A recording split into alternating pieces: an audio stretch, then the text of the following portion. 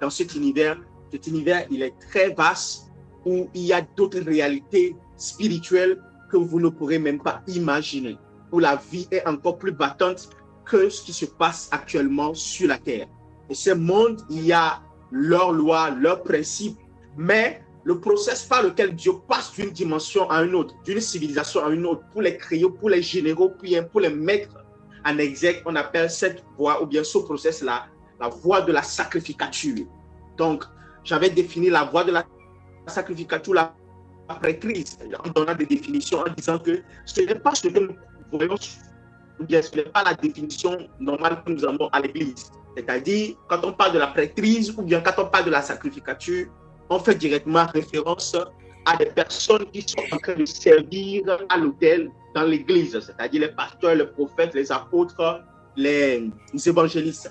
J'expliquais en disant que la sacrificature, ça, c'est ce que je viens de citer là comme le travail, l'œuvre des prophètes, des apôtres, des évangélistes, des docteurs et tout, ça, c'est ce qu'on appelle pas le culte. Mais au-delà du culte, il y a la vie autour du culte. Comme dans l'Ancien Testament, lorsque vous prenez le tabernacle, où il y a le parvis, le lieu saint, le lieu très saint, au-delà du culte qui se fait par les sacrificateurs, les souverains sacrificateurs, dans ces différents lieux-là, il y a la vie, l'organisation autour du tabernacle. Donc, la sacrificature ne se limite pas au culte, mais ça va aussi dans la vie du quotidien. Voyez un peu, ça va dans la vie du quotidien. Donc, et je faisais cette analogie, cette explication en disant que beaucoup de chrétiens, ils passent, la plupart des chrétiens, vous pourrez prendre l'exemple d'un chrétien qui passe 365 jours à prier, à crier à Dieu, en faisant ces choses-là, en participant à l'œuvre de Dieu, ou bien en participant à la vie de Dieu avec sa chair, mais pas dans son esprit. Or que tout ce qui est fait par la chair ou par l'âme, par le moi, où l'esprit n'est pas présent, ces choses ne sont pas validées ou bien ne sont pas reçues par Dieu. C'est comme ça, vous verrez beaucoup de chrétiens, ils passent des heures dans la prière, mais quand on veut comptabiliser ces heures-là, ça ne vaut absolument rien dans le monde spirituel. C'est-à-dire, il y a plusieurs qui prient, mais qui ne sont pas présents. Il y a plusieurs qui chantent, mais qui ne sont pas présents dans le monde spirituel, comme cela a été aussi le cas de Job. Il n'a pas pu ascender pour pouvoir être présent là où se décidait son avenir. Je vous ai expliqué pourquoi il est important dans le deuxième jour, pourquoi il est important en tant que jeune, en tant que futur entrepreneur, en tant que futur PDG, etc. Peu importe la destinée qui nous est réservée en Dieu, il faut être présent dans le monde spirituel. Et c'est là que j'ai eu à poser les fondements de la sacrificature. Le pourquoi du comment de la sacrificature. Amen. L'importance d'être dans la sacrificature, bien de comprendre la sacrificature et de pouvoir l'engager. Nous avions eu à parler de tout cela de long en large hier. Amen. Est-ce que quelqu'un me suit? Donc aujourd'hui, nous allons lire quelques versets bibliques et à la suite de ces lectures, nous allons aller dans le développement de notre enseignement. Notez très bien que l'enseignement que nous allons, la troisième partie de l'enseignement de la sacrificature que nous allons aborder ce soir parlera du poids de la sacrificature. Pourquoi? Parce que la sacrificature, elle existe dans plusieurs dimensions et puis elle existe en fonction des responsabilités ou encore des poids ou bien encore de toutes les œuvres qui sont autour. Par exemple, quand vous prenez la sacrificature à Sion, c'est-à-dire cette sacrificature exige à ce que l'une de ces lois, c'est que quoi? Quand un esprit au service de Dieu se rebelle, il n'y a plus de salut pour cet esprit-là. Sa fin, c'est quoi? C'est la guerre, c'est les ténèbres, c'est l'enfer. Mais notre sacrificature ne fonctionne pas comme ça. Dans notre sacrificature, il y a ce qu'on appelle pas la grâce. C'est-à-dire, il y a quelqu'un d'autre qui a payé un prix pour nous. Donc, ça fait que si l'un d'entre nous pêche contre Dieu ou se rebelle contre Dieu, il y a pour cette personne le salut. Ça, c'est l'une des lois qui régit notre sacrificature ou bien notre prêtrise.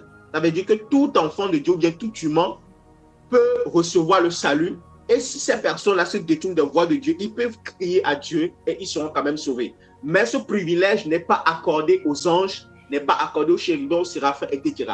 C'est comme ça, vous allez voir Lucifer dans sa position de chérubin, protecteur de la gloire de Dieu. Lorsqu'il s'est rebellé contre Dieu, il a été précipité et il n'y a plus de salut pour lui. Pour lui, c'est la guerre, c'est l'enfer. Donc ça, c'est l'une des lois qui régit leur sacrificature. Mais la sacrificature selon l'ordre de Melchisedec, elle est différente. Même quand vous prenez la sacrificature selon l'ordre d'Aaron, la sacrificature, l'une des lois qui régit la sacrificature selon l'ordre d'Aaron, c'est quoi? Paille pour paille, temps pour temps. Ça veut dire que si tu fais quelque chose, tu reçois en même temps la conséquence. C'est-à-dire, c'est paille pour paille, temps pour temps. Si tu ne tues pas le pays, tu ne périras pas le pays. C'est la loi qui régit la sacrificature selon l'ordre d'Aaron. C'est comme ça, vous verrez, lorsqu'une femme ou un homme sont surpris en flagrant délit d'adultère, qu'est-ce qui leur est réservé? Ils doivent être lapidés. C'est pour ça que vous allez voir Dieu agir puissamment en jugement dans l'Ancien Testament où la terre s'ouvrait, les gens tombaient dedans, où de la lèpre frappait les gens, où encore le feu tombait du ciel et consumait certains. Au moment à l'époque de Moïse et bien d'autres encore plus tard. Pourquoi? Parce que c'est les lois qui régissent leur sacrificature. La sacrificature selon l'ordre d'Aaron. Mais notre sacrificature, la prêtrise sous laquelle nous servons, elle est beaucoup plus différente. Amen. Est-ce que vous me suivez? Est-ce que ça passe? Amen. Vous pouvez activer votre micro et répondre. Comme ça, je sais que vous m'écoutez et on évolue. Est-ce que ça passe? Ça passe, mentor.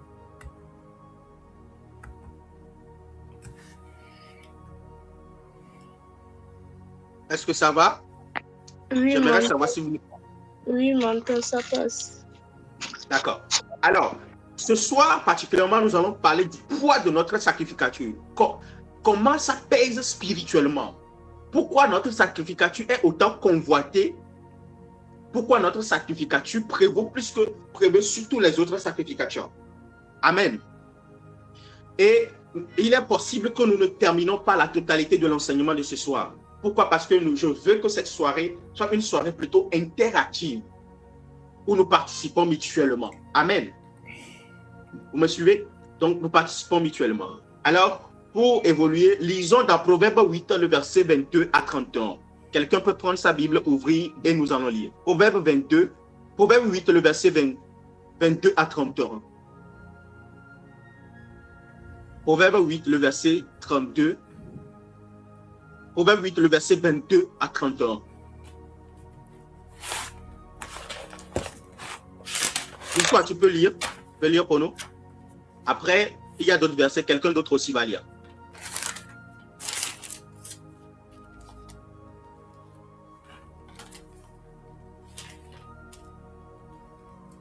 Proverbe 8, le verset 22 à 31. Oui, vas-y. Proverbe 8, verset 22. Je lis la parole de Dieu.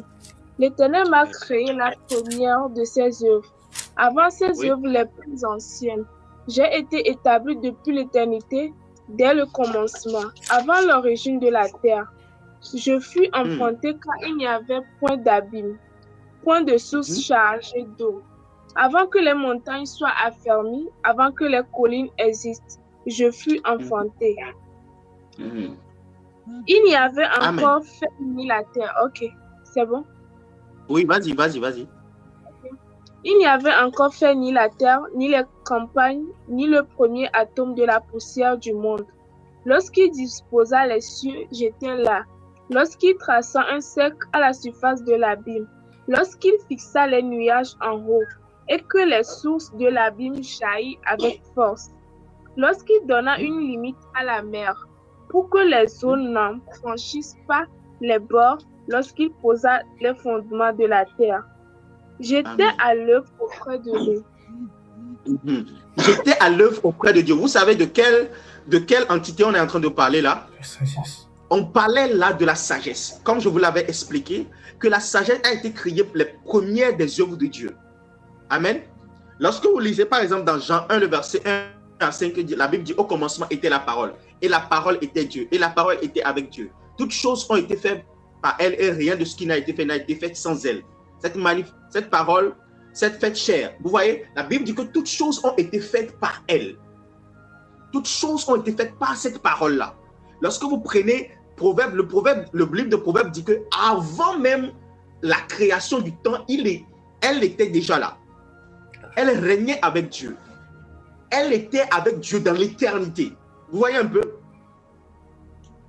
Et c'est genre, elle était là avant que Dieu ne trace une ligne sur la surface des cieux.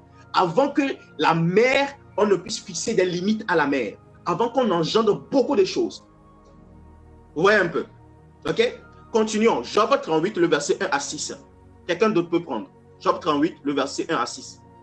Ou sinon, Olivia, Victoire, tu peux continuer. Job 38, le verset 1 à 6.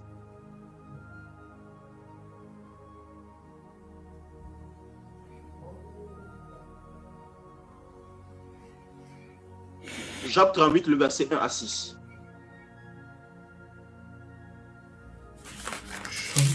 Avant,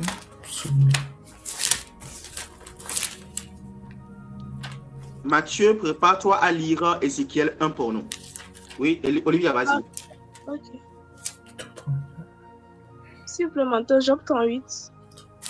Le verset 1 à 6. Job 38, verset 1 à 6. L'Éternel répondit à Job du milieu de la tempête et dit, Qui est celui qui obscure mes desseins par des discours sans intelligence? Ouais. S'intéresse comme un vaillant homme. S'intéresse comme un vaillant homme, oui. Je t'interrogerai et tu m'instruiras. Et tu m'instruiras, oui. Où étais-tu quand je fondais la terre? Ah. Continue. Dis-le si tu as de l'intelligence. Qui en a fixé les dimensions? Le sais-tu? Ouais. Ou qui a entendu sur elle le cordeau? Sur quoi ces bases sont-elles appuyées? Ou qui a posé la pierre angulaire? Alors que les étoiles du matin éclatent en chant d'allégresse. Alors que les étoiles du matin éclataient en chant d'allégresse, oui. Et que toutes les fils de Dieu poussaient des cris de joie. Ah, come on. Alors, j'aimerais que vous compreniez quelque chose ici, quand je l'expliquais, que Dieu a inauguré divers mondes, il a créé divers univers. Il a créé divers mondes. La voie par laquelle il crée ces choses-là, c'est à travers la voie de la sacrificature. C'est à travers la sacrificature qu'il déployait la technologie, déployait la sagesse pour pouvoir manifester le monde. Alors, prenons un chrétien qui veut appeler les choses à l'existence. Je vous avais posé la question là la dernière fois. Comment pourra-t-il appeler les choses à l'existence? Quelqu'un dira la foi, quelqu'un dira la prière, quelqu'un dira le jeûne. Et mais finalement, vous allez voir que la plupart des chrétiens finissent frustrés. Pourquoi? La plupart d'entre nous n'arrivons pas à manifester ce qui est pour nous en Christ. Pourquoi? Parce que nous ne maîtrisons pas la voie de la sacrificature. Dieu, il posait la question à Job et il dit, si tu es intelligent, certains, je vais te poser des questions et tu me répondras. Pourquoi? Parce que Job se posait la question, pourquoi est-ce que ces choses-là me sont arrivées? Pourquoi est-ce que je vis ces malheurs-là? Pourquoi est-ce que moi, dans ma richesse, dans ma gloire, je suis tombé aussi bas? Qu'est-ce qui s'est passé? Et Dieu lui posait la question. Dieu lui posait la question. Genre, pendant que toi, tu te plains à savoir les choses qui te sont arrivées, est-ce qu'à un moment donné, tu t'es posé la question sur comment les choses ont été créées, comment les choses ont été générées, et comment est-ce que tu t'es une fois posé la question qu'il était possible pour toi que tu sois présent lors des délégations, bien lors de la discussion de ton cas? Dans d'autres versets, il lui posait la question en lui disant, connais-tu les lois des cieux et si tu les réglais sur la terre? Ça veut dire que il y a des lois qui sont au ciel qui se manifestent sur la terre. Et comment ces lois qui sont fixées dans les cieux arrivent à influencer la terre? Job ne s'est jamais posé ces questions. Ça veut dire que Job ne connaissait pas la loi de la sacrificature. C'est ce qui faisait la différence entre Abraham et Job. Vous allez voir, quand vous étudiez l'histoire de la Bible, les historiens disent que Job et Abraham étaient soit aux mêmes époques ou soit Job a été rencontré par Dieu avant lui. Mais ils ne se sont jamais croisés dans deux mondes différents. Vous voyez un peu? Vous voyez un peu? La différence ici, vous allez remarquer que Abraham, lui, connaissait la voie de la prêtrise. Je vous expliquerai ça plus tard, vous comprendrez. Mais Job n'a pas rencontré la voie de la prêtrise. Vous allez voir que c'est Abraham qui est venu Abraham est venu à la rencontre de Melchisédek. Melchisédek plutôt est venu à la rencontre d'Abraham. Mais bizarrement, malgré la richesse, le pouvoir, l'intelligence de Job, aucun être spirituel n'est jamais venu à sa rencontre. Aucun être spirituel n'est jamais venu à sa rencontre. Pourtant, Abraham, les êtres spirituels sont venus à sa rencontre plusieurs fois. Au point qu'il a fallu que Jésus même se déplace sous l'apparence de Melchisédek pour venir à sa rencontre. Parce que Abraham est une personne qui connaît la voie de la sacrificature. C'est une personne qui engageait, numéro 1, le sacrifice, numéro 2, la promesse, il comprend cela. Et numéro 3, quand il a écouté la voix de Dieu, il n'a pas résisté, il est parti. Mais quand vous prenez le cas de Job, il faisait les sacrifices, il ne faisait pas les sacrifices il ne faisait pas les sacrifices pour plaire à Dieu, il faisait les sacrifices au cas où l'un de ses enfants commettrait un péché contre Dieu. Il le faisait par peur. Et la plupart du temps, il disait, c'est ce que je crains, c'est ce qui m'arrive. Plus tard, il lui dira. Dieu vient à sa rencontre, il commence par lui poser des questions sur les intelligences des mystères célestes, comme les choses que je suis en train de vous transmettre ce soir, ou bien depuis le dimanche passé. Ok? Vous allez vivre certains événements, vous allez connaître certaines choses, vous allez vous demander pourquoi ces choses m'arrivent. Et plusieurs se posent la question. Mais la question qu'il faut se poser, est-ce que vous avez déjà connu la voie de la spiritualité? Avez-vous déjà compris comment Jésus-Christ opérait? Est-ce que vous avez compris la voie de la sacrificature? Est-ce que vous connaissez les lois du ciel? Est-ce que vous savez maintenant comment les régler sur la terre? Sinon, vous allez subir et vous ne pourrez jamais décider. Vous ne pourrez que réagir aux événements. Par exemple, quelqu'un qui est dans un mariage, le mariage bascule. Il ne comprend pas qu'il y a des entités qui se positionnent et qui ont établi un agenda contre son mariage. Vu qu'il n'est pas présent dans le monde spirituel, il ne peut pas capter ces signaux. Et il ne sait même pas quel est l'agenda de Dieu, ni le plan de Dieu pour son mariage. Quelle est la destination finale de son mariage? Son mariage a pour but de produire quoi? Quel type d'enfant? Impacter quel type de vie? Combien de personnes doivent prendre leur mariage pour exemple? Quel est le plan de Dieu pour le mariage? Quelles sont les personnes qui seront touchées par le mariage? Aucune notion de ça. Et les gens se marient pour n'aller nulle part. Et à un moment donné, ils finissent par s'ennuyer dans leur propre mariage. Et vous allez voir des personnes qui s'aimaient il y a de cela 6 mois, commencer par se battre et se taper dessus. Pourquoi? Il n'y a aucune voie de la sacrificature, il n'y a aucune compréhension de voie spirituelle. Vous voyez un peu? Donc, toute histoire qui se passe là, toutes ces histoires qui se passent ici, que nous voyons là, c'est des choses qui se définissent spirituellement parlant. Vous comprenez maintenant? Ce sont des choses qui se définissent spirituellement parlant. Ok? Alors, quand je parlais de la création des mondes et tout, je vous avais expliqué hier la civilisation pré-adamique. Et je vous avais parlé de Lucifer, je vous avais dit beaucoup de choses. Il trafiquait les gloires et comment il y a des personnes qui sont réservées à prendre, à collecter la gloire des nations, des hommes, des animaux, des plantes et tout, pour les rendre à Dieu. C'est pour ça que vous allez voir, plus tard dans Matthieu, la Bible dit, Salomon, dans toute sa gloire, n'était jamais habillé comme le lys des champs. Pourquoi vous inquiétez du manger, du boire? Parce que Salomon, dans toute sa gloire, n'a pas pu s'habiller comme le lys des champs. Ça veut dire que le lys des champs a une gloire qui dépassait même la gloire de Salomon, malgré que Salomon était l'homme le plus riche de son temps. Sa gloire n'était même pas comparée à la gloire du lys des champs où le soleil se lève, il se fane. Vous voyez un peu. Donc, il y a des entités qui étaient réservées ou bien qui étaient préparées pour pouvoir collecter la gloire de l'univers et la porter à Dieu. Et là, je vous expliquais que quiconque désobéit trafique la gloire. Quiconque livre son corps à l'impureté, au péché, trafique la gloire, c'est-à-dire la gloire qui devait revenir à Dieu, le donne à Satan. Je vous conseille d'aller réécouter cet enseignement. Elle est une pure bénédiction pour nous tous. Amen. Alors, quand on parle de gloire, avant de donner la définition de la sacrificature et évoluer dans mon message, j'aimerais d'abord que nous puissions comprendre à quoi consiste la gloire. Quand on parle de gloire, qu'est-ce que cela veut dire réellement? Parce que souvent, quand on énumère ou bien quand on évoque la gloire, beaucoup de gens ne comprennent pas cela. Ok? Beaucoup de gens ne savent pas ce que cela veut dire. D'autres pensent à la fumée, d'autres pensent à une lumière, d'autres sont dans une imagination un peu bizarre ou peut-être biaisée. Alors, bibliquement parlant, quand on parle de gloire, qu'est-ce que cela veut dire? Ok? Quelles sont les illustrations de la gloire que nous avons eues dans la Bible? D'accord? Quand on parle de gloire, d'abord, quand vous tapez sur Internet, la définition qui viendra, c'est la renommée éclatante, la splendeur, l'honneur suprême, la félicité céleste, le rayonnement, la sainteté de Dieu. Ok? Quand on parle de gloire, c'est à quoi ça fait référence. Amen. Mais maintenant, allons dans Ézéchiel 1.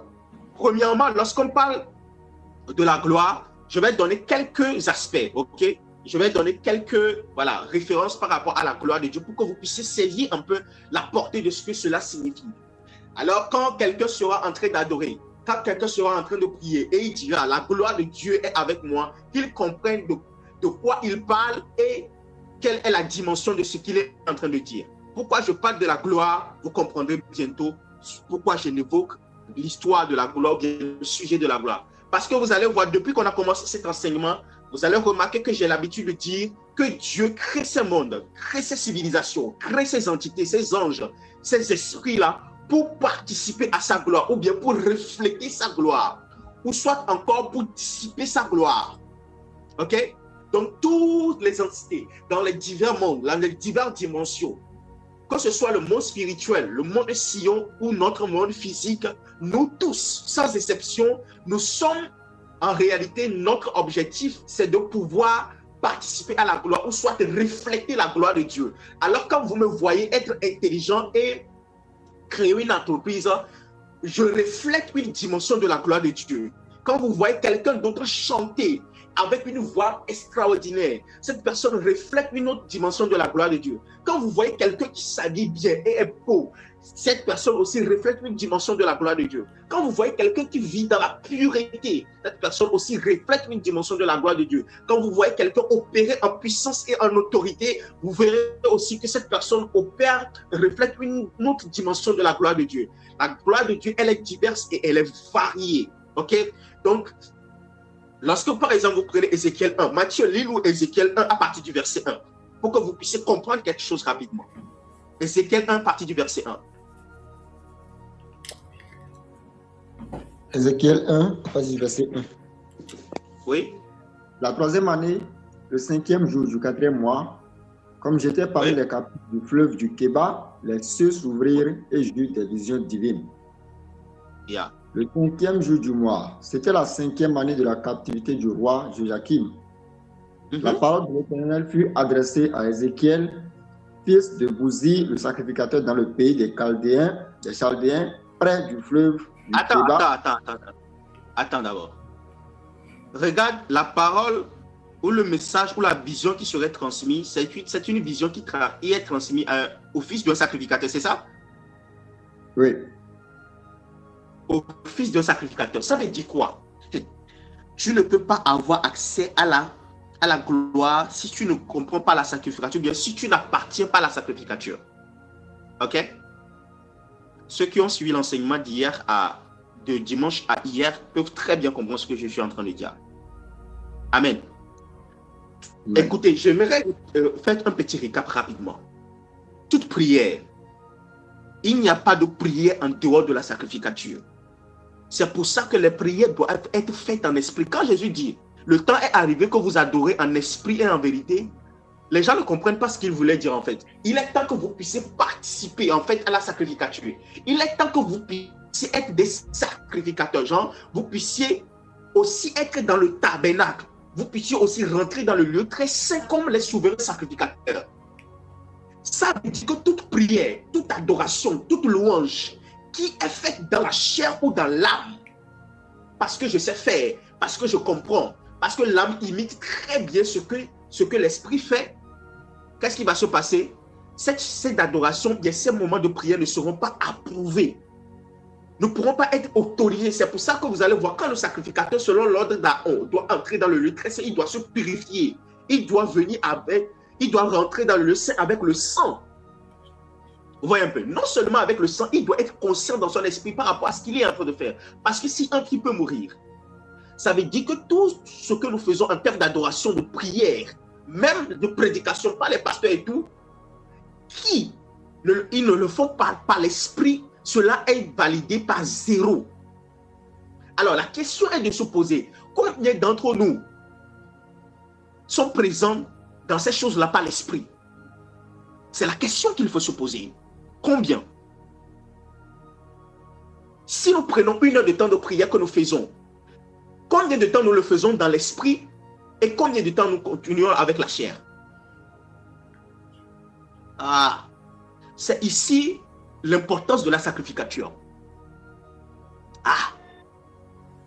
Vous comprenez un peu? Donc, même quand vous commencez l'adoration, toute adoration doit être validée par la gloire ou bien doit être scellée par la gloire. Quand vous adorez, même si vous êtes seul dans votre chambre et que la gloire ne descend pas, alors sachez que l'adoration n'a pas été validée. Oui. C'est pour ça que je voulais que vous compreniez en quoi consiste la gloire. Parce que lorsque la gloire descend, vous voyez. Lorsque la gloire descend, vous entendez. Lorsque la gloire descend, vous recevez des instructions. Vous finissez une adoration, vous finissez une prière sans instruction, sans vision, sans entendement. C'est validé par 0. Parce que vous n'avez pas été ouvert sur le monde spirituel. Vous n'avez pas eu accès à Sion. Vous n'avez rien vu. Vous n'avez pas participé. Vous avez participé avec le corps et la chair. Or que la chair et le corps ne peuvent pas participer à la vie de Dieu. C'est pour ça que beaucoup de chrétiens peuvent crier, oh Seigneur, je prie, je te sers pendant 15 ans. Mais en réalité, quand on compte ces 15 ans-là, vous n'avez été présent que pendant 24 heures sur les 15 ans.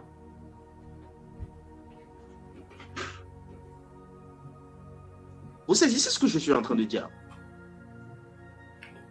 Ou d'autres encore, peut-être 1 mois sur 15 ans. Ça veut dire que votre présence dans le monde spirituel est rare. Écoutez, quand les anges, les archanges, les chérubins veulent adorer, vous allez tous les voir autour du trône. Aucun d'entre eux ne manque. Bizarrement, tous ces archanges-là, ou ces anges-là, sont tous en service quelque part sur la terre. N'est-ce pas? D'une manière ou d'une autre. Parce que les anges sont des esprits au service de Dieu. Et ils exercent leur ministère dans la vie de nous qui devons hériter du salut. Mais bizarrement, quand on veut faire l'adoration au ciel, ils sont tous présents. Comment ils font? C'est la question. Come on. Mathieu, vas-y. Je dis cela pour que nous puissions comprendre la gloire. Ok? Voici une image de la gloire de Dieu ici dans Ézéchiel 1. Continue. La parole de l'Éternel fut adressée à Ézéchiel, fils de Buzi, le sacrificateur, dans le pays des Chaldéens, près du fleuve du Kéba, et c'est là que la main de l'Éternel fut sur lui.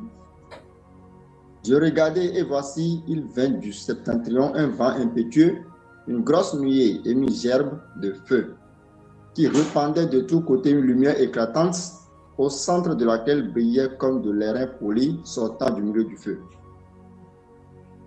Au centre encore, apparaissaient 4 animaux dont l'aspect avait une ressemblance humaine. Chacun d'eux avait 4 faces et chacun avait 4 ailes. Leurs pieds étaient droits et la plante de leurs pieds était comme celle du pied d'un veau. Ils étincelaient comme de l'airain poli. Ils avaient des mains d'hommes sous les ailes à leurs 4 côtés, et tous les 4 avaient leurs faces et leurs ailes. Leurs ailes étaient jointes l'une à l'autre. Ils ne se tournaient point en marchant, mais chacun marchait droit devant soi. Quant à la figure de leur face, ils avaient tous une face d'homme. Tous quatre une face de lion à droite, tous 4 une face de bœuf à gauche, et tous 4 une face d'aigle. Leurs faces et leurs ailes étaient séparées par le haut. 2 de leurs ailes étaient jointes l'une à l'autre et 2 couvraient leur corps. Chacun marchait droit devant soi. Ils allaient où l'esprit les poussait à aller et ils ne se tournaient point dans leur marche. L'aspect de ces animaux ressemblait à des charbons de feu ardents. C'était comme l'aspect des flambeaux et ce feu circulait entre les animaux. Il jetait une lumière éclatante et il en sortait des éclats. Et les animaux couraient et revenaient comme la foudre. Je regardais ces animaux et voici, il y avait une roue sur la terre près des animaux devant leurs 4 faces. À leur aspect et à leur structure, ces roues semblaient être en chrysolite et toutes les 4 avaient la même forme. Leur aspect et leur structure étaient tels que chaque roue paraissait être au milieu d'une autre roue. Lis le dernier verset. Le dernier verset, verset 28. Tel l'aspect de l'arc qui est dans la nuit en un jour de pluie. Ainsi était l'aspect de cette lumière éclatante qui l'entourait. C'était une image de la gloire de l'Éternel. C'était quoi?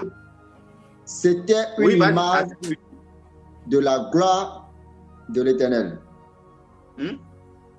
À cette vue, je tombais sur ma face et j'entendis la voix de quelqu'un qui parlait. Amen. Alléluia. Amen. Est-ce que vous me comprenez? Ici, la gloire de Dieu a été révélée même en détail. Cette gloire faisait référence à son aspect. Ok? Cette gloire faisait référence à son aspect. Alors, quand quelqu'un prie et dit la gloire, réellement, quand vous êtes dans des séances, quand vous dites gloire, qu'est-ce que vous voyez avant de dire gloire? La gloire était présente. Vous voyez un peu? Quand vous allez adorer, quand vous allez prier, qu'est-ce que vous voyez? Vous avez des sensations dans la chair. L'adoration n'est pas mesurée par le niveau des sensations que vous avez dans la chair. Mais l'adoration est mesurée par le niveau de vision et de visitation que vous avez dans l'esprit. Ça, c'est la gloire de Dieu liée à son aspect. Maintenant, allons dans Ésaïe 6. Joël, lis-moi ceci. Ésaïe 6, le verset 1. J'ai désiré que cette séance soit interactive pour que chacun puisse participer, qu'on puisse comprendre les choses step by step, sans se précipiter. OK? 6, verset 1. À partir du verset 1. Joël, tu es là?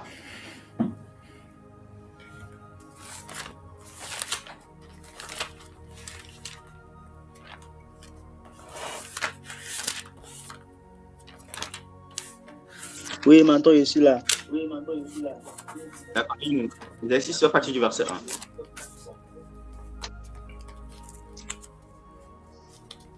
1. Ésaïe 6, le verset 1. L'année de la mort du roi Osias, j'ai vu le Seigneur aussi sur une trône très élevée, et les pans de sa robe replentissaient le temple. Des séraphins se tenaient au-dessus de lui, et il y avait chacun 6 ailes, 2 dont il se couvrait la face, 2 dont il se couvrait les pieds, et 2 dont il se couvrait pour voler. Ils criaient l'un à l'autre et disaient: Saint, Saint, Saint Esprit des armées, toute la terre est pleine de sa gloire. Les portes furent ébranlées dans leur fondement par la voix qui retentissait, et la maison se remplit de fumée. Alors je dis: malheur à moi, je suis perdu, car je suis un homme dont les lèvres sont impures. Arrête-toi là. Remarquez que lorsque ces séraphins se disaient Saint, Saint, Saint à l'Éternel, qu'est-ce que la Bible a dit? Il dit que la terre tout entière est remplie de sa gloire. Donc l'image de ce qui venait de se produire là-bas fait référence aussi à une dimension de la gloire de Dieu. Et cette dimension de la gloire de Dieu s'appelle sainteté. Vous voyez un peu. Lorsque vous allez dans Apocalypse 4 à partir du verset 5 à 11, et vous lisez, ça je le lis moi-même, Apocalypse 5 à partir du verset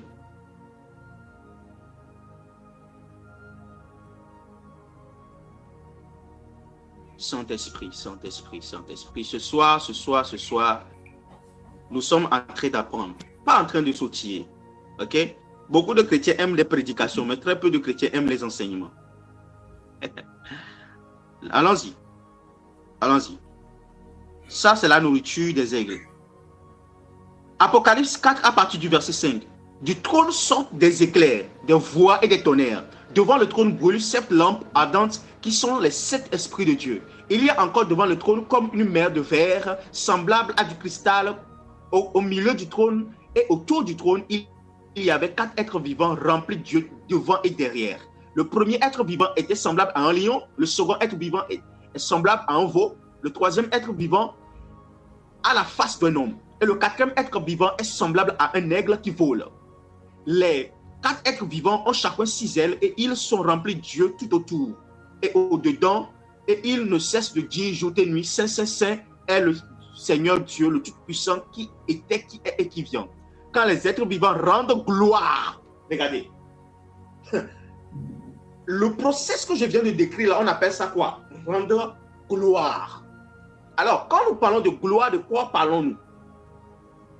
Vous comprenez un peu? Quand les êtres vivants rendent gloire et honneur et action de grâce à celui qui est assis sur le trône, à celui qui vit au siècle des siècles, les 24 vieillards se prosternent et devant celui qui est assis sur le trône et ils l'adorent. Ils adorent celui qui vit au siècle des siècles et jettent leur couronne devant le trône en disant: tu es digne, notre Seigneur, notre Dieu, et notre Dieu, de recevoir la gloire, l'honneur, la puissance, car tu as créé toutes choses et c'est par ta volonté qu'elles existent et qu'elles ont été créées. Cette dimension de gloire, on appelle l'adoration. Ok? Cette dimension de gloire décrite dans Apocalypse 4, le verset 5 à 11, s'appelle l'adoration. Lorsque vous allez par exemple encore dans Deutéronome 32, le verset 8, ok? Lorsque nous allons par exemple encore dans Deutéronome 32, le verset 8, comprenez ceci. La Bible dit: quand le Très-Haut donna un héritage aux nations, quand il sépara les enfants des hommes, il fixa les limites des peuples d'après le nombre des enfants d'Israël. Dans d'autres versions, la Bible dit: quand le Très-Haut donna un héritage aux nations, quand il sépara les enfants des hommes, il fixa les limites des peuples d'après le nombre des anges ou bien d'après le nombre des fils de Dieu. Ça veut dire qu'il y a une dimension de sa gloire qui est liée à la gouvernance. Ça veut dire que chaque territoire ici que vous voyez sur terre ou même dans le monde spirituel, il y a une entité, il y a un fils de Dieu qui la gouverne. Ok? Donc, l'autorité exercée par ces entités-là, ces autorités-là, on les appelle encore une dimension de la gloire de Dieu. Cette dimension de la gloire est liée à sa gouvernance. Ok? Pourquoi est-ce que je suis en train de donner toutes ces explications? Vous me comprendrez très bientôt. Ok? La gloire de Dieu se révèle à travers chacune de ses attributs. Par exemple, lorsqu'on dit Jéhovah Jireh, Jéhovah Rapha, Jéhovah Nissi, Jéhovah Jireh, qui, la Bible dit que Jéhovah Jireh signifie celui qui se pourvoit.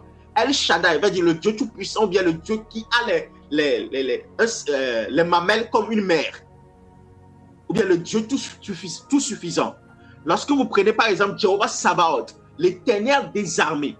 Lorsque vous prenez par exemple Jéhovah Rapha, le Dieu guérisseur. Lorsque vous prenez toutes ces différentes manifestations, bien tous ces différents attributs de Dieu là, ces attributs manifestent différentes dimensions, de différentes portions de la gloire de Dieu. Donc cette gloire, elle est variée. Pourquoi est-ce que je suis en train de définir la gloire? Pourquoi est-ce que je suis en train d'expliquer la gloire? Voici pourquoi je suis en train d'expliquer la gloire. La sacrificature est la voie par laquelle la gloire de Dieu se manifeste.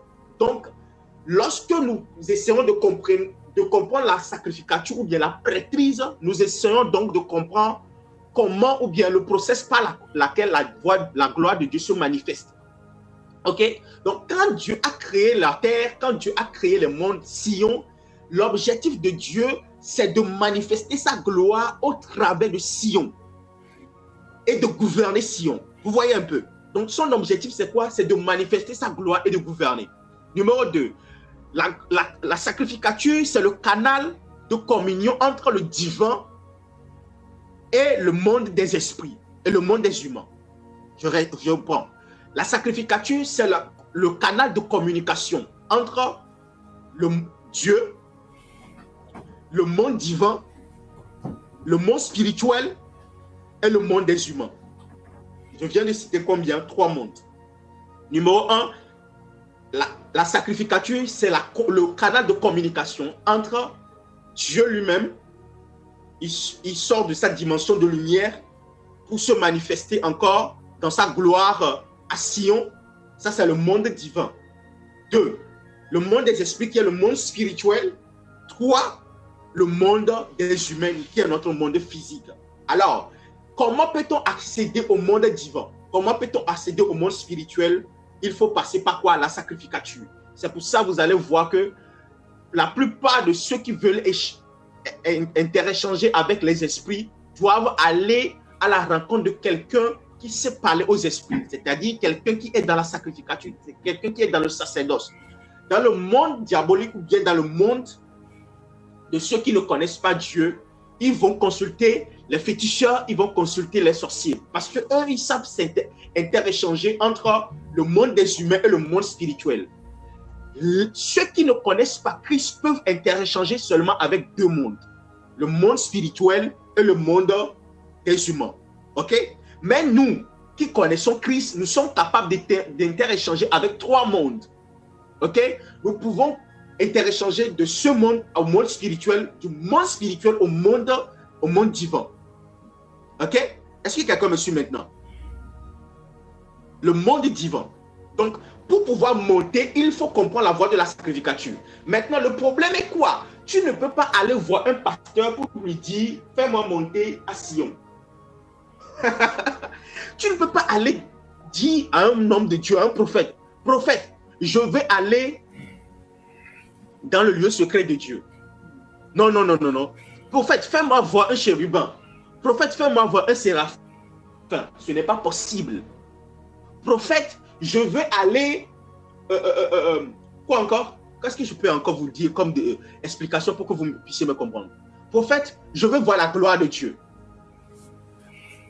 Ceux qui travaillent dans le sacerdoce ont pour objectif, nous, comme moi qui suis en train de vous enseigner, mon objectif, c'est de vous montrer le process. C'est de vous montrer, c'est de vous enseigner sacrificature, de vous apprendre à la maîtriser pour que vous puissiez monter. Parce que moi, je peux monter, mais ma dimension que j'ai, je ne peux pas vous le donner comme héritage.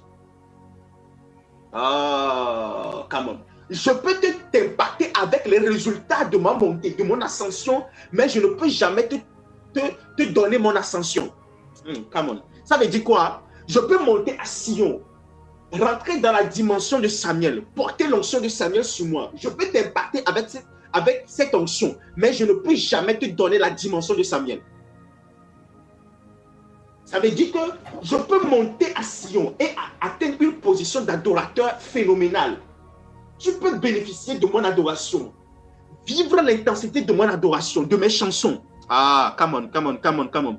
Tu peux être secoué par les chansons que je suis en train de chanter. Tu peux prier par mes chansons, mais jamais tu ne peux pas hériter de ma dimension que j'ai.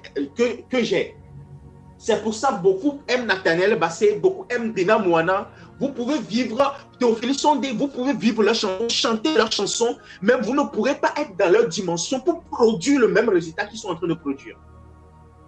Pour pouvoir produire ces résultats-là, il faut monter comme eux aussi ils ont monté. Or que pour monter, on ne peut pas vous le donner comme héritage, on ne peut pas vous imposer la main pour que vous puissiez l'acquérir. Il faut qu'on vous l'enseigne et que vous la pratiquez. Et quand maintenant vous la pratiquez, là, vous pouvez ascender. Ici, c'est la nourriture des aigles. Ce n'est pas pour les bébés, ce n'est pas pour les gens qui vont débattre après. Non.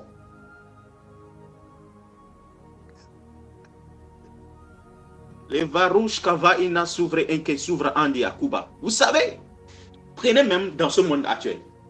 Vous pouvez aller demander à un homme riche. Il va te donner l'argent. Hein? Mais s'il ne te montre pas le procès de comment il l'a fait pour gagner l'argent, tu ne peux pas être millionnaire comme il est. Tu seras toujours pauvre. Mais tu demanderas des miettes, il te donnera, il te donnera, il te donnera et il te donnera. Jusqu'à ce qu'il te montre le secret. Dans ce contexte-ci spirituel, ce secret s'appelle la sacrificature. Et c'est ce que je suis en train de vous expliquer. Et je vais vous montrer la voie de l'ascension. Que quelqu'un me donne un bon amen.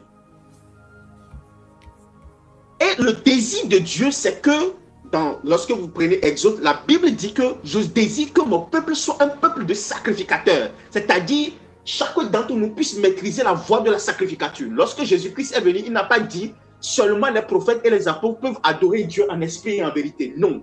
Il a dit, le temps est arrivé que tout le monde qui veut adorer doit adorer Dieu en esprit et en vérité. Donc ça, c'est réservé pour tout le monde.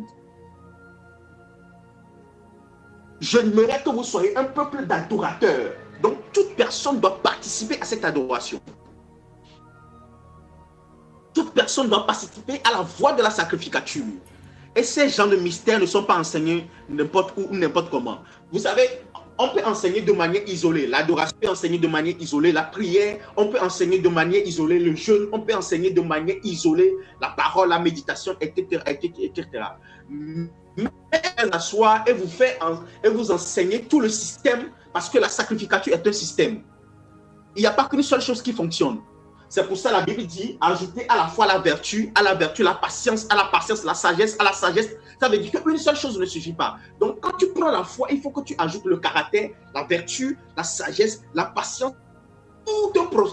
C'est tout un système que tu établis. Donc quand tu n'es pas inscrit dans le système, bien que tu ne mets pas en place ce système-là, tu seras désavantagé. Donc si tu prends seulement le jeûne, tu finiras frustré. Tu prends seulement les principes sur la prospérité, tu seras peut-être riche, mais tu seras malheureux. Tu prends peut-être le principe sur la sainteté, tu es concentré sur la sainteté, mais tu finiras pauvre. Vous me suivez maintenant? La foi pour obtenir des choses, mais il n'y a aucune humilité. Vous comprenez un peu? C'est ce que je suis en train de vous enseigner. Il y a même les pasteurs, dans les écoles de pasteurs, on ne les enseigne pas cela. Ici, c'est la voie de la sacrificature. Amen. Est-ce que quelqu'un me suit? Oui, c'est la voie de la sacrificature. Tout humain qui veut vivre, ou bien Dieu qui veut vivre dans l'excellence spirituellement et dans tous les autres domaines, doit appartenir à un système. Et la sacrificature, c'est ce système-là. Vous allez remarquer, quand vous avez été mis au monde, vos parents vous ont introduit dans un système qu'on n'appelle pas l'éducation. Ça veut dire que si vous n'appartenez pas à ce système, vous ne pourrez pas acquérir de la connaissance. Si ce n'était pas un système, vous n'allez pas passer du CP1 au CP2, du CP2 au C1 pour avoir le CPD, le BPC, le bac et aller à l'université pour espérer avoir un emploi. C'est un système dans lequel vous êtes inscrit. Ce système vous permet de grandir à connaissance. Et vous pensez que les hommes soient capables de designer un système comme ça et Dieu ne soit pas capable de designer un système pour permettre à ces enfants de croître excellemment dans le royaume? Le temps est arrivé quand vous enseigne ce système, que vous vous engagez dans ce système et que vous puissiez croître comme cela se doit. La Bible dit, je souhaite que ton âme, que tu prospères à tout égard comme prospère l'état de ton âme. Ce n'est pas une simple phrase. C'est quelque chose de très complexe. Très puissant. Vous voyez un peu? Lorsque vous prenez la sacrificature, c'est la voie par excellence de la manifestation de la vie de Dieu. Je parlerai et j'expliquerai ça plus tard. La sacrificature, c'est la voie de la gouvernance du monde spirituel sur le monde terrestre. Quiconque veut gouverner dans ce monde terrestre doit comprendre la sacrificature. Doit comprendre ce qu'on appelle pas la prêtrise. Et dans l'autre monde, vous voyez comment les féticheurs font leur rituel, tout ça. Ici, en Christ, il y a tout un autre système établi pour que vous puissiez être aussi puissant et bien plus puissant que ces prêtres rituels-là. Si les chrétiens disent, oh, moi je suis notre pouvoir ou bien notre chrétienté est plus puissante que la chrétienté, plus puissante que le pouvoir des féticheurs, des sorciers et tout. C'est bien de dire ce genre de phrases-là. Vous savez, c'est très bien. Mais tu peux finir bouffé par un sorcier, même en prononçant ces phrases. Pourquoi? Parce que tu n'es pas un prêtre. Tu ne comprends pas la voix de la prêtrise et tu n'es même pas inscrit. Tu peux être là. Tu ne peux jamais te marier parce qu'un sorcier a bouffé ton mariage. Il t'a imposé des limites. Tu ne pourras pas le franchir. Et il ne suffit pas de se lever le matin, de prier, non. Il faut commencer un voyage spirituel, pas la prêtrise. Tu t'inscris dans ce voyage-là, tu t'inscris en tant que sacrificateur. Vous savez, nous sommes tous sacrificateurs par position, mais nous ne sommes pas sacrificateurs par manifestation. C'est-à-dire, lorsque Jésus-Christ est mort, il est ressuscité. La Bible dit dans 1 Pierre que vous êtes un peuple saint, une race élue, n'est-ce pas? Des sacrificateurs du Très-Haut. Allons lire, allons lire, allons lire. Ça, c'est par position, c'est-à-dire, c'est une œuvre que Jésus-Christ a faite et il a accompli pour nous tous. Nous l'avons déjà reçu, ces deux positions. Mais la manifestation, nous ne l'avons pas encore. Nous ne l'avons pas encore manifestée.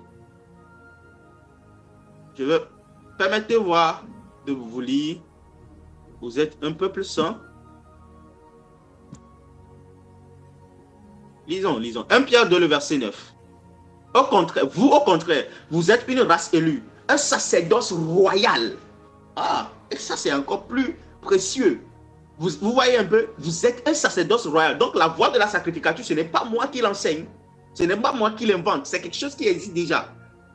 Il dit, vous êtes une race élue. Qu'est-ce qui fait de vous une race élue? C'est-à-dire, quand on dit que vous êtes une race élue, ça veut dire que vous êtes différent de tous les autres peuples. Vous êtes différent. Ça veut dire que vous avez quelque chose que tous les autres peuples n'ont pas. Tous les autres humains sur Terre n'ont pas. Qu'est-ce qui vous rend si différent? Qu'est-ce qui vous rend particulier? Vous êtes un sacerdoce royal. On est en train de citer votre composition. Qu'est-ce qui vous rend aussi exceptionnel? On est en train de citer votre composition. Vous êtes un sacerdoce royal, vous êtes une nation sainte, vous êtes un peuple acquis au prix du sang. Ok? Afin que vous puissiez annoncer les vertus de celui qui vous a appelé des ténèbres à son admirable lumière. Ça veut dire que si vous sortez des ténèbres, vous devez commencer un voyage dans la lumière. Ou bien vers même la lumière. Parce que la destination, ce n'est même pas de la divinité, la destination, c'est la lumière. Pourquoi Dieu habite la lumière? Et Dieu désire que nous participons à sa lumière. Donc, nous devons quitter cette terre, transcender. Même pas quitter cette terre. Nous quittons le monde des ténèbres, là où nous étions avant que nous recevions Jésus. Là, nous quittons là-bas, nous arrivons dans ce monde des humains, nous transcendons, nous atteignons le monde spirituel et nous continuons notre voyage, nous accédons le monde divin et là nous continuons notre voyage parce que la destination, ce n'est pas le lieu où Dieu se manifeste dans sa gloire. La destination, c'est là où Dieu lui-même habite. C'est là.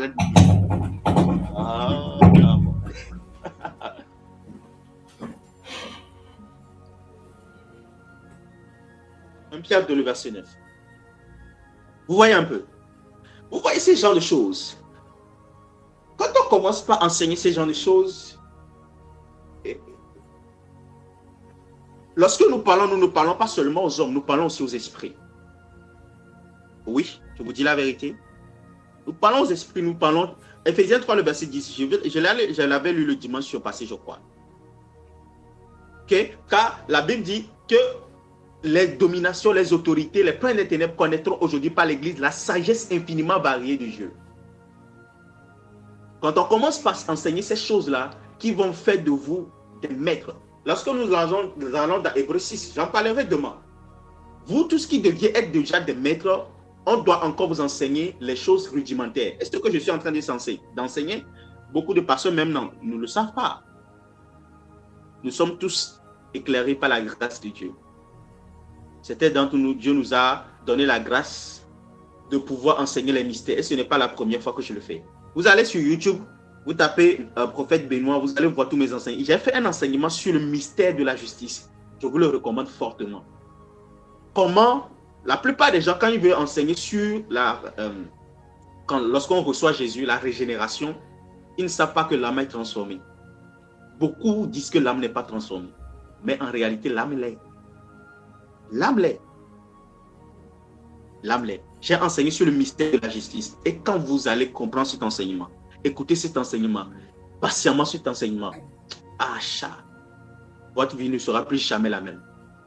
Je me rappelle, pour recevoir cet enseignement, je parlais en langue pendant 24 heures. Je devais enseigner à 3 heures du matin. Lorsque j'ai fini l'enseignement de la veille, je devais enseigner sur le mystère de la justice. Le Saint-Esprit m'a convaincu d'enseigner, mais je ne savais pas quoi dire. Et je savais que ce que je devais dire ne devait pas être normal. Ne devait pas être quelque chose qu'on a au quotidien. Et j'ai commencé par dans le parler en langue. Je vous enseignerai tous les voies par lesquelles on transcende. Et quand je parle de transcender, je ne dis pas, ce ne sont pas, c'est juste d'expliquer en fait une dimension, quoi, c'est une dimension, c'est ça la transcendance. Ou bien l'ascension. Ok. Pendant 24 heures, je me rappelle du jour où je parlais en langue. Je m'endormais, je me réveillais, je travaillais, mais je parlais en langue. Il a sonné 23h59 quand quelque chose s'est bougé dans mon esprit. Bam! Comme un torrent d'eau qui a été éclos. Qui a été éclos. Et en même temps, j'ai senti les révélations commencer par bouillonner. Jamais. Et j'ai commencé par écrire. Vous savez, et c'est là que ces mystères sont sortis. Quand je vais enseigner, et quand je sais que mon enseignement sera validé, je sens toujours comme un fleuve dans mon océan qui commence par bouillonner. Et quand ça bouillonne, je sais là que j'ai touché, comme Moïse et Dieu a dit à Moïse, parle au rocher et l'eau sortira. Là, je sais que j'ai touché à ce rocher et l'eau va commencer par sortir. Amen. Vous pouvez prendre étudier tous les internets, taper sacrificature. Tous ceux qui savent parler en anglais, vous allez taper priesthood. Trouvez tous les enseignements sur priesthood, sur sacrificature. Vous n'allez trouver aucun enseignement comme je suis en train de le faire. Okay. Il peut exister des enseignements, mais ces enseignements sont souvent conservés dans le secret. Pas pour tout le monde. Seulement pour les pasteurs, les hommes de Dieu, bien quelques personnes. Vous voyez un peu. Donc ce que, par la grâce de Dieu, nous sommes en train de transmettre ce soir, c'est pour nous faire du bien. D'autres diront, oh, revenons au message sur pray for me. Nous sommes l'argent, les voitures, les maisons, le mariage, tout ça. Nous avons pris le temps pendant des années d'enseigner ça et de prêcher ça. Mais quand il vient l'heure de monter, nous montons. Et quand nous devons revenir sur ces choses-là, nous allons revenir. Il n'y a pas de problème là-dessus. D'accord? Mais pour l'instant, pendant que vous êtes en train de m'écouter, votre ADN est en train de changer. Amen. Vous êtes en train d'être mis à part. Parce que vous ne pouvez pas écouter ce message et demeurer normal. Non. Vous êtes en train d'être mis à part. Et certains d'entre vous, vous allez commencer par intercéder de manière bizarre. Vous n'allez même pas comprendre. Votre ADN est en train de changer. Est-ce que vous savez que Dieu rentre dans le sang? Oui, Dieu rentre dans le sang. C'est-à-dire, vous pouvez ascender au point où quoi? Dieu rentre dans votre sang. Au point où, quand on étudie votre ADN n'est plus normal. C'est comme ça les virus peuvent toucher votre corps et les virus meurent. C'est comme ça les cancers peuvent disparaître parce que vous parlez. C'est comme ça vous pouvez décréter des choses et ça arrive. Ça ne rate pas. Là, Dieu commence par rentrer dans votre sang. Et les bébés que vous allez pondre, vous allez mettre au monde, ce ne seront plus des bébés naturels, des bébés ordinaires. Vous serez en train d'engendrer de futures générations de prophètes et de prophétesses. Des choses que vous ne pourrez même pas imaginer. Votre entraille ne sera plus une entraille normale. Votre entraille portera des rois. Vous savez, l'ange Gabriel a dit à Marie, tu es bienheureuse. Le Seigneur est avec toi. Tu seras enceinte. La semence de Dieu entrera en toi, tu seras enceinte. Vous savez, une utérus normale ne peut pas porter le Fils de Dieu. Come on. Une utérus normale d'une femme normale ne peut pas porter, ne peut pas engendrer, ne peut pas faire développer un Fils de Dieu. Ne peut pas mettre au monde Dieu. Il faut que l'ADN change. Parce qu'il y a aussi le péché dans l'ADN de Marie. Donc, il faut que la parole qui rentre en Marie puisse formater son ADN. C'est comme ça qu'on a appelé Jésus Fils de Dieu, pas Fils de Joseph. Vous comprenez? fils de Dieu. Jésus n'est pas la prospérité d'un homme, Jésus est de la prospérité de la femme. Mais normalement, dans la lignée des humains, l'identité d'un enfant est portée ou bien est rattachée à la lignée de son père. Est-ce que quelqu'un me suit? C'est-à-dire, vous portez le nom de famille de votre père, vous ne portez pas le nom de famille de votre mère. Si on doit retracer votre généalogie, on doit retracer votre sang à vos aïeux et à vos aïeux, on retracera votre sang pour trouver vos ancêtres selon votre lignée paternelle. La société, elle est patriarcale. La lignée biologique est patriarcale. Mais pourtant, Jésus-Christ est né, on n'a pas tracé sa lignée patriarcale. Vous savez, la lignée qu'on a tracée, c'est la lignée matriarcale. Et bizarrement, quand Joseph l'a reçu par adoption. Même si on devait retracer sa lignée patriarcale, c'est par adoption. Pas par le sang, non. C'est pour ça que la Bible dit à tous ceux qui l'ont reçu, il a donné le pouvoir de devenir enfants de Dieu, lesquels sont nés ni du sang, ni de la volonté d'un homme, ni de la volonté de la chair, mais de la volonté de Dieu. Jésus-Christ est et demeurera la seule lignée de la femme. Aucune autre femme dans ce monde ne peut avoir une lignée comme Jésus. Vous voyez un peu, ça veut dire que ce n'est pas la semence d'un homme qui a ensemencé Marie, mais c'est la semence divine. Donc, quand on commencera par tracer la lignée de Marie, ça remontera dans le ciel. Et ça ne se fait que par la voie de la sacrificature. C'est comme ça, vous pouvez tomber enceinte des enfants qui ne sont pas des enfants ordinaires, ce sont des esprits qu'on a mis dans votre ventre. Mais si vous ne comprenez pas la voie de la sacrificature, vous tomberez enceinte des enfants qui vont devenir des enfants problématiques plus tard. Oui. Quand vous comprenez la voie de la sacrificature, vous pouvez décréter à votre ventre. Ici, c'est l'ADN de Dieu. Ici, ce ventre ne peut que porter des présidents et des ministres. Oui. Ce ventre ne peut que porter des révavélistes, des gens qui vont secouer le monde par l'évangile. Ce ventre ne portera que des futurs millionnaires, des milliardaires pour le royaume. Vous voyez un peu? Ça, c'est la voie de la sacrificature. Et ces genres de choses, beaucoup de chrétiens veulent être encore à l'étape où prier pour nous. Voiture, maison, mariage. La plupart des questions autour de ces sujets-là. Et après, l'argent. Mais là, quand vous commencez par comprendre ces choses-là, vous pouvez beaucoup multiplier.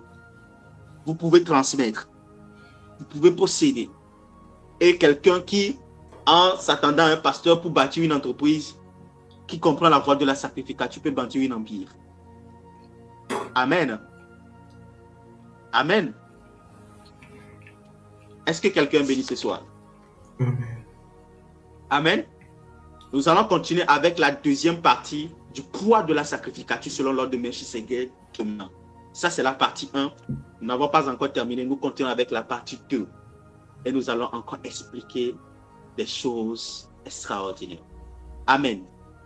Amen. Amen. Et nous vous montrons step by step comment sont des choses. Dieu nous fera grâce.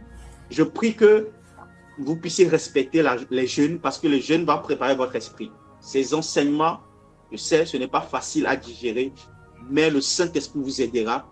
Des fois, vous n'avez pas besoin de les digérer. Juste ces enseignements serviront peut-être d'ange pour vous mettre à part, pour vous séparer, pour commencer par travailler sur vous.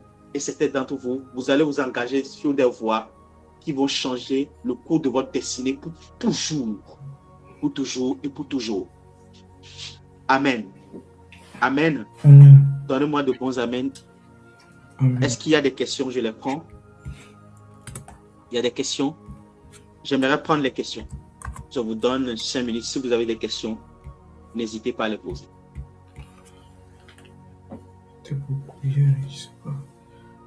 Il y a des gens qui ont réservé beaucoup de questions, mais qui ne sont pas là aujourd'hui dans live à cause des occupations et tout. Mais je crois que demain, Dieu fera grâce, ils seront avec nous. Ce sera encore plus riche chaque jour que Dieu fait. Les enseignements seront encore plus riches. Vous savez, les chrétiens, nous n'aimons pas nous asseoir. Mais si vous savez le nombre de livres de ressources que les mondains consultent. Même vous avez été à l'école, n'est-ce pas? Combien de matières avez-vous fait? Combien de livres avez-vous lus pour les examens? Combien d'exercices avez-vous traité? Combien? Alors, pourquoi voulez-vous pour les choses de Dieu ne pas apprendre, ne pas connaître, ne pas découvrir, ne pas chercher? Souvenez-vous de comment vous arrivez à traverser des kilomètres pour aller prendre une épreuve chez un ami. Comment vous économisez de l'argent pour aller photocopier des livres. Vous économisez de l'argent pour aller au TD. Qu'est-ce que vous cherchez? Et vous croyez qu'avec Dieu, ce sera différent? Si les humains, aussi méchants que nous soyons, aussi imparfaits que nous soyons, arrivons à discerner ces genres de systèmes pour se construire, à combien plus forte raison les choses de Dieu? La révélation, les ressources, toutes ces choses sont disponibles. Ces choses que je suis en train de vous dire, je ne les ai pas lues dans un livre. Ce sont des journées spirituelles, ce sont des voyages spirituels, des moments dans la présence qui ont produit ces genres de révélations. Mais vous n'avez pas forcément besoin de voyager pour aller capter ces mystères. Moi, je peux vous transmettre ces choses-là, mais vous pouvez voyager pour aller acquérir des mystères sur la richesse, des mystères sur la santé divine et divers encore en fonction de vos défis et de votre destinée. Mais soyez rassurés. Vous savez, il y a des dimensions de Dieu. Il y a des résultats que nous pouvons vous transmettre par expérience ou bien par notre intimité ou bien par notre voyage avec Dieu. Mais les choses qui vont changer votre destinée, ce sont des choses que vous allez découvrir personnellement.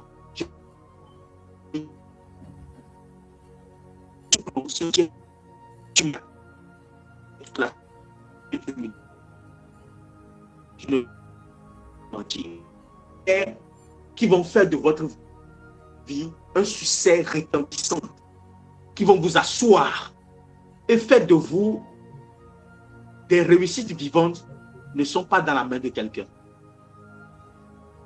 Nous pouvons vous enseigner des principes. Vous pouvez vous connecter à nos onctions, partager notre grâce. Mais Dieu s'assurera qu'une portion de la gloire qui devait être votre soit dans sa main. Toujours. Et bizarrement, c'est la meilleure des portions. C'est la meilleure. C'est toujours la meilleure des portions qu'il réserve. Et c'est quiconque monte peut aller accéder à cela. Je vous ai partagé la révélation que j'ai eue lorsque j'étais au Ghana. La manière dont l'Esprit m'a porté, il m'a amené dans la maison de mon père et il a tiré mon nom parmi les fétiches. Il a barré mon nom. Mon frère était là, il voulait aussi le faire. Dieu l'a dit, tu n'as pas fait la journée. Tu n'as pas entrepris ce voyage. Tu n'as pas monté. Donc, tu ne peux pas barrer ton nom. Donc, il faut que lui aussi vienne. Vous voyez, il peut bénéficier des fruits de moi, ma délivrance. Mais il ne peut pas opérer au niveau où moi j'opère. C'est comme ça en Dieu. Ce que je suis en train de vous transmettre, c'est que vous aussi, vous puissiez être des rois et des sacrificateurs. Pas une seule personne. Parce que l'agenda, ce qui nous attend, ce que Dieu veut faire avec nous, elle est tellement colossale. Elle est vaste. Pour perdre son temps, pour demander seulement des maisons et des voitures. Quel voyage? Tu voyages en Dieu, les gens voyagent et reviennent avec des dimensions qui transforment toute une nation. Toi, tu voyages et tu reviens avec une voiture Carina 3. Qui ne m'a même pas fait 3 ans.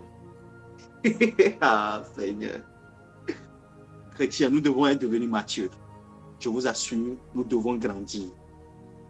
Plus nous aspirons aux choses de la maturité, Dieu va nous donner des choses simples. L'argent, tout ça, Dieu va nous le donner. C'est ça la définition du verset qui dit « Cherchez premièrement le royaume des cieux et toutes les autres choses vous seront données. » Ce verset est très profond. Que Dieu vous bénisse énormément.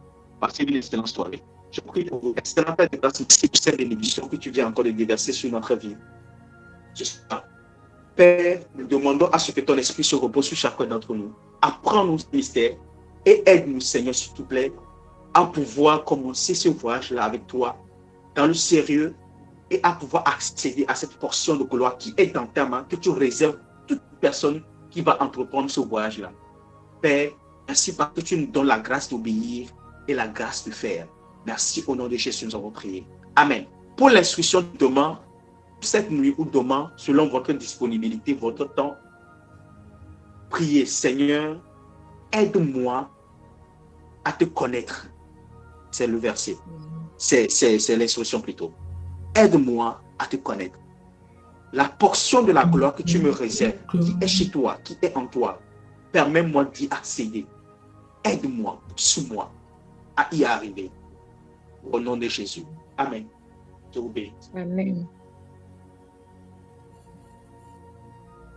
Que Dieu vous bénisse énormément. D'accord? Excellent nuit à tous.